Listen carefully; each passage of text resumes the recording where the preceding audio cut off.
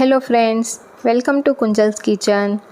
આજે આપણે ગણપતિ બાપાને પ્રિય અને આપણા દરેક ગુજરાતી ઘરોમાં બનતા એવા સ્પેશિયલ ચૂરમાના લાડુ બનાવીશું, જે ખૂબ સરળ માપ સાથે અને ફટાફટ બની જાયને એવી પરફેક્ટ રીતથી બનાવીશું।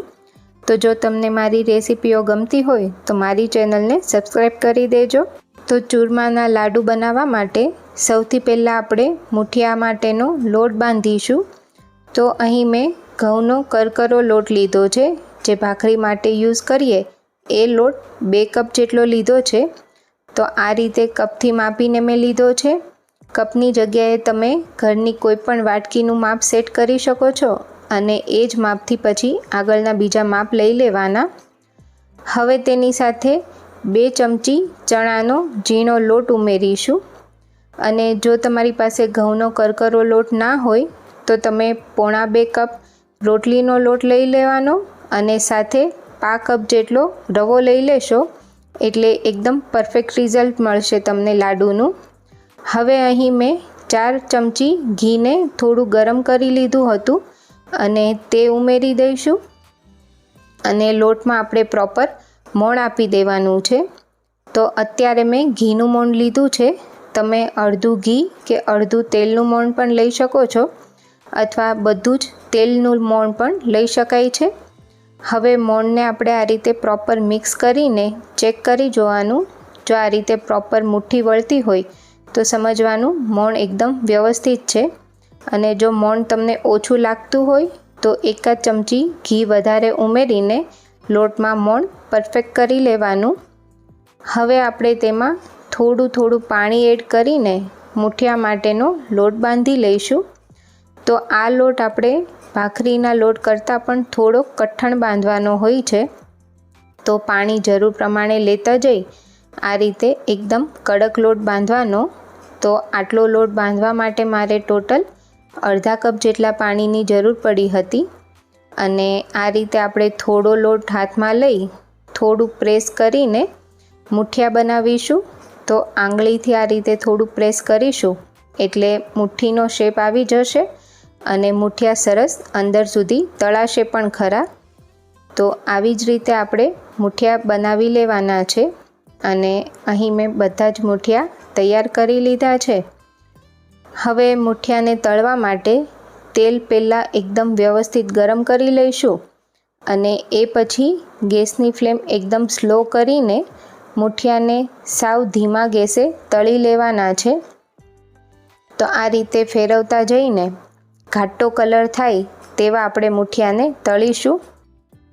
તો ઘણીવાર લાડુ ખાધા પછી ઘણા લોકોને પેટમાં દુખતું હોય છે, તો જો એ મૂઠિયા અંદરથી થોડા કાચા રહી ગયા હોય તો જ એ પ્રોબ્લેમ થાય છે, એટલે આપણે મૂઠિયાને એકદમ ધીમા ગેસે પ્રોપર તળી લેવાના છે, જેથી એ પ્રોબ્લેમ નહીં થાય।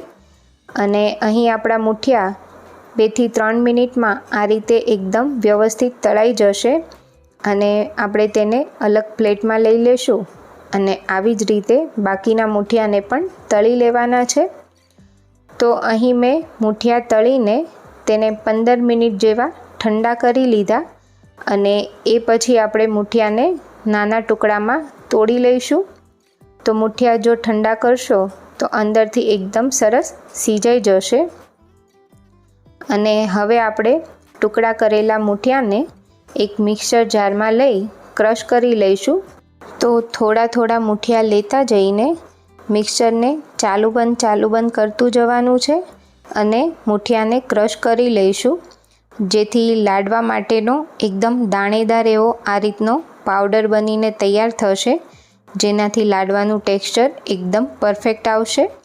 તો હવે આ તૈયાર કરેલા લાડવાના મિશ્રણને આપણે એકવાર ચાળી લઈશું, જેથી જો મૂઠિયાના કોઈ મોટા ટુકડા રહી ગયા હોય તો એ દૂર થઈ જાય અને ચાળ્યા પછી આ જે વધેલો ભાગ છે તેને પણ ફરીવાર મિક્સચરમાં લઈ ક્રશ કરી લઈશું અને એવી જ રીતે મેં બધા જ મૂઠિયાને ક્રશ કરીને આ રીતે ચાળી લીધા છે। તો જોઈ શકાય છે કે ચૂરમાનું મિશ્રણ પરફેક્ટ તૈયાર થયું છે। તો આને તમે ઠંડુ કરીને એરટાઇટ કન્ટેનરમાં 5 થી 6 દિવસ સુધી સાચવી શકો છો અને જ્યારે પણ તમારે લાડુ બનાવવા હોય ત્યારે એકદમ સરળતાથી ફટાફટ લાડુ બનાવી શકો છો। હવે આપણે આમાં બીજી થોડી સામગ્રીઓ એડ કરીશું। તો અહીં મેં 2 ચમચી બદામ લીધી છે। તો અહીં હું કાજુ બદામ આ રીતે જ લઈ રહી છું। જો તમને ગમે તો થોડા ઘીમાં સાંતળીને પણ લઈ શકાય છે। બંનેનો ટેસ્ટ એકદમ સરસ આવશે। સાથે 2 ચમચી કાજુ લીધા છે અને 2 ચમચી કિશમિશ લીધી છે। અહીં આપણે 1 ચમચી ઇલાયચી પાવડર લઈશું અને થોડું જાયફળ લઈશું।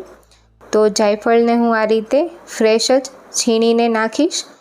તો લાડવામાં તમે જ્યારે પણ ઇલાયચી અને જાયફળ લો તો એને આ રીતે ફ્રેશ ખાંડીને કે પછી છીણીને લેવાથી એની ફ્લેવર એકદમ સરસ આવતી હોય છે। તો અત્યારે આપણે 5 ચમચી જેટલું જાયફળ છીણીને લઈ લેશું અને બધી જ વસ્તુને પ્રોપર મિક્સ કરી લેવાની છે। અહીં તમે 2 ચમચી જેટલું સૂકું કોપરું પણ લઈ શકો છો। જો તમને ભાવતું હોય તો કોપરું પણ લેવાય। હવે બધી વસ્તુ પ્રોપર મિક્સ થઈ ગઈ છે। આપણે આગળની પ્રોસેસ કરીશું। અહીં મેં અડધો કપ ઘી લીધું છે। તો આ જામેલું ઘી છે અને જો તમે પીગાળેલું ઘી લેતા હોય તો અડધા કપથી થોડું વધારે લેવાનું અને ઘીને આપણે થોડું ગરમ કરી લઈશું।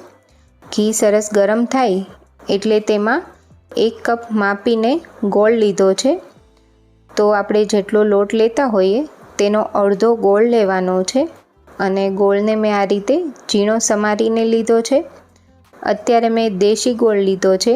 જો તમને લાડવાનો લાઇટ કલર ગમતો હોય તો તમે અહીં કોલ્હાપુરી ગોળનો પણ ઉપયોગ કરી શકો છો।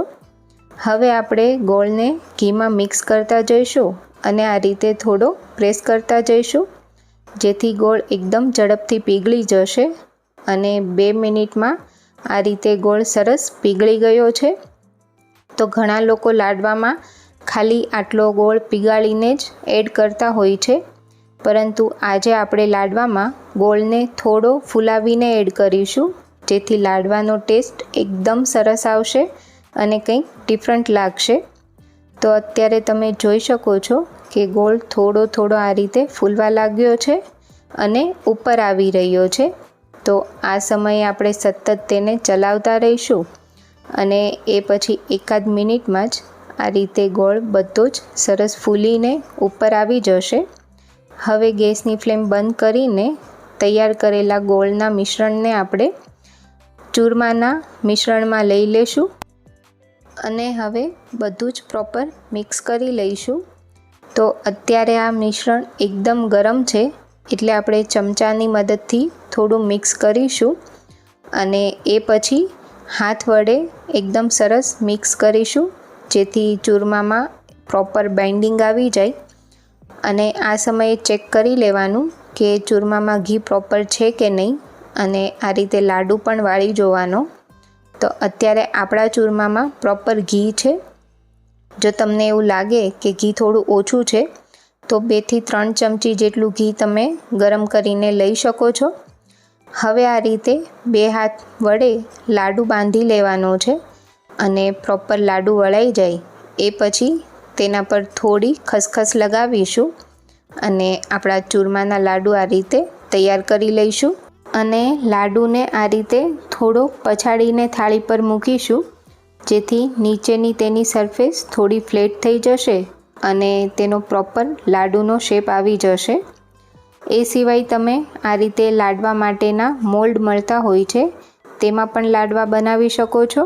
તો એમાં થોડી મેં ખસખસ નાખી છે નીચે અને એ પછી આ રીતે ચૂરમું લઈ તેને બધી બાજુથી પ્રોપર પ્રેસ કરી દેવાનું છે અને એ પછી તમે તેને અનમોલ્ડ કરશો એટલે એકદમ ઇઝીલી આ રીતે પણ લાડુ બનાવી શકશો। તો અહીં મેં બધા જ લાડવા વાળી લીધા છે અને આટલા મેઝરમેન્ટમાંથી ટોટલ 12 નંગ જેટલા લાડવા બનશે। તો આ વખતે ગણેશ ચતુર્થી પર કે પછી જો ઘરે કોઈ મહેમાન આવ્યું હોય તો તેમના માટે આ રીતે ચૂરમાના લાડુ ચોક્કસથી ટ્રાય કરજો અને મને જણાવજો કે તમને મારી રેસીપી કેવી લાગી। સાથે મારી ચેનલને સબસ્ક્રાઈબ કરી બેલ આઇકન પ્રેસ કરજો। Thank you.